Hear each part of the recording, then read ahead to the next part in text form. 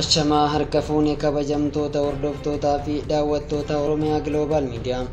Sagantaa oduu Oromiyaa Global Mediaati. Oduu waliin anseenaa sabaatii dura dursuun hangafoota oduu. Manni maree bakka bu'oota ummataa Itoophiyaa walgahii har'a taa'een abuutii fi shaneen shororkeessitoota jechuun labseera. Dr. Abrahaam Balaay hojii gaggeessaa bulchiinsa yeroo naannoo Tigraay ta'uun muudamaniiru.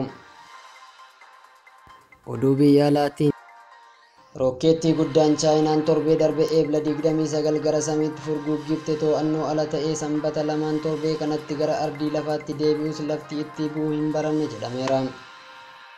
Amma oduu bal'inaan. Manni maree bakka bu'oota ummataa Itoophiyaa walgahii har'a taa'een abuutii fi shanee shororkeessitoota jechuun labseera.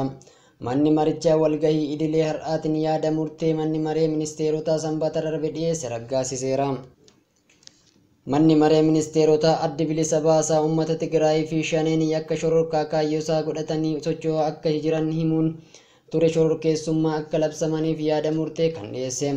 Lubbuun darbuun lammiileen manca'anis qabeenyaa akkasumas buqqaatiin lammiilee iddoowwan garaagaraatti waggoota 3 darbanitti uumaman keessaa gareeleen lamaan harka akka qabanis ibsi manni maree ministeerotaa sanbata darbe baasee himuun beekameera. Paartiin adda bilisa baasaa uummata Tigraay erga qabsoo hidhannootiin mootummaa dargii kuffisee aangoo biyyattii ol aanaa qabatee booda gara waggoota 30 Itoophiyaa bulchuu turuun ni beekama. Haa ta'u malee lola sadaasa duwwaa 2020 naannoo Tigraayitti eegalee hordofuun boordiin filannoo biyyaalessa biyyattii seera qabeessummaan dhaaba kana irraa mulqeera. Addi bilisa baasaa uummata Tigraay bulchiinsa mootii Hayila Sillaasee kufee sirni dargii aangoo qabachuu hordofee akka lakkoofsa Itoophiyaa caamsaa 11 bara 1967 qabsoo hidhannoo eegale. Qabsoo hidhannoof ka'umsa kan ta'e immoo gartuu barattoota yuunivarsiitii Finfinnee dhalattoota Tigraay ta'aniin hundeeffamedha. Mootummaan Itoophiyaa maqaa WBO shanee yookiin shanee jedhu yeroo baay'ee waraana bilisummaa Oromoo WBO akka ta'etti itti fayyadama. Haa ta'u malee garichi akka WBO shanee ofiin ibsu akka WBO shanee hin taane of ibsuu isaa qondaaltonni waraanichaa yeroo garaagaraatti ibsaa turaniiru.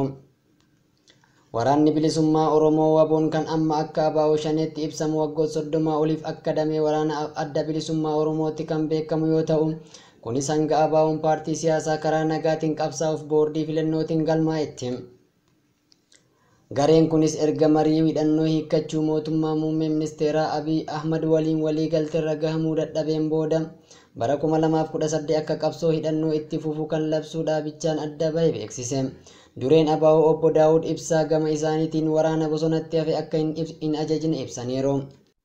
Dr. Abrahaam Balaay hojii gaggeessaa bulchiinsa yeroo naannoo Tigraay ta'uun muudamaniiru.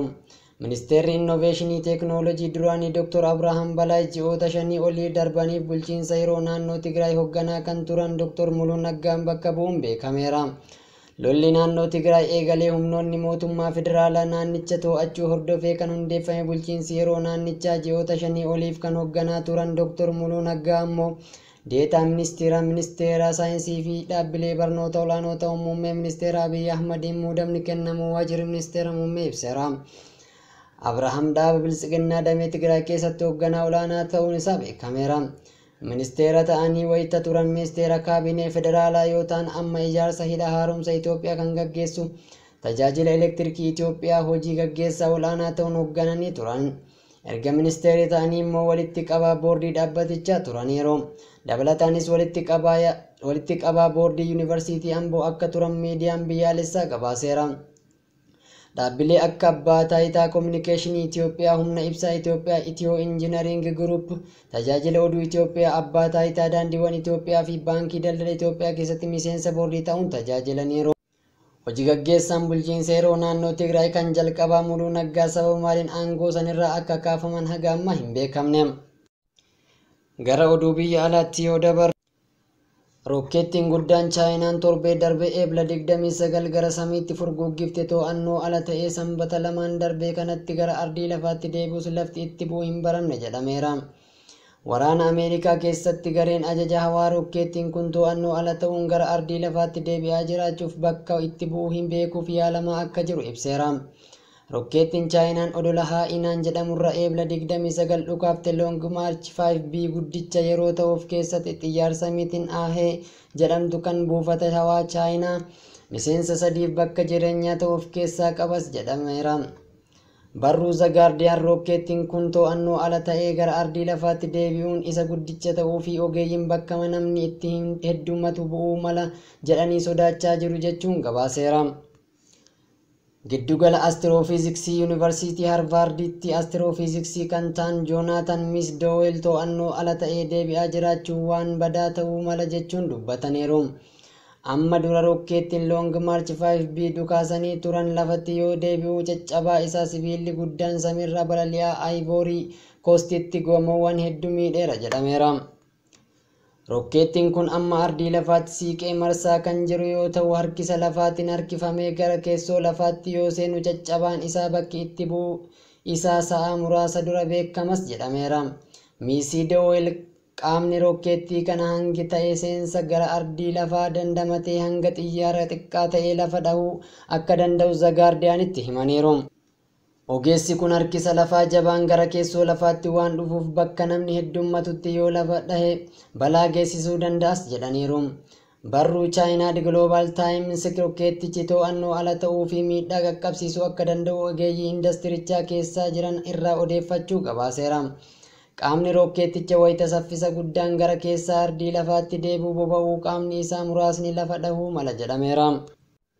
Bakka namni hin jirre yookiinis galaanarra kufuuf carraa guddaatu jira jechuun hojii gaggeessan olaanaan barruu Airspace Knowledge waan gayyaanan himaniiru. Ardiin lafaa kun harki 70 ol qaama bishaanii waan ta'eef qaama bishaanirra lafa dhahuu akka danda'u ogeeyyiin biroonis tilmaamaniiru. Gariin ogeeyyii damee kanaa rokkeettichi sanbata xiqqaa dhufu lafa dhahuu jedhanii tilmaamaniiru. Gariin immoo wiixata ta'uu akka maluu fi guyyaa 2 achis siquu danda'a jedhaniiru. Akkuma guyyaan itti lafa dhahuu tilmaamame bakki itti lafa dhahus akkasuma tilmaamaa jiraachuun beekameera. Akkaataa amma orbiitii lafaa naanna'aa jiruun gara kaabaatti naannoo Niiwuork, Maadiriid fi Beejing, kibbatti ammoo gara Chiilii, Weelingitanii fi Niwuziilaand keessaa lafa dhahuu mala jechuun tilmaamameera. CNN itti kan dubbatan Joonaatan Misdoowel namni sababa kanaan ni miidhama jedhee hirriba dhabuu hin qabu miidhaa nama irra gahuuf carraa xiqqaa qaba jedhaniiru. Egaa rokkeettichi kun orbiitii naanna'aa kan jiru yoo ta'u eessatti akka kufu yoom akka kufuuf kan hin baramne yoo ta'u yeroo rokkeettichi lafa gahu kan beekamu ta'uunis tilmaamameera. Kabajamtoota hordoftootaa fi daawwattoota Oromiyaa Global Media oduun sa'aatii kanaaf qabannee dhiyaanne kanumaan goolabameera. Odeeffannoowwan Oromiyaa Global Media kanaaf waliin turtii gaarii.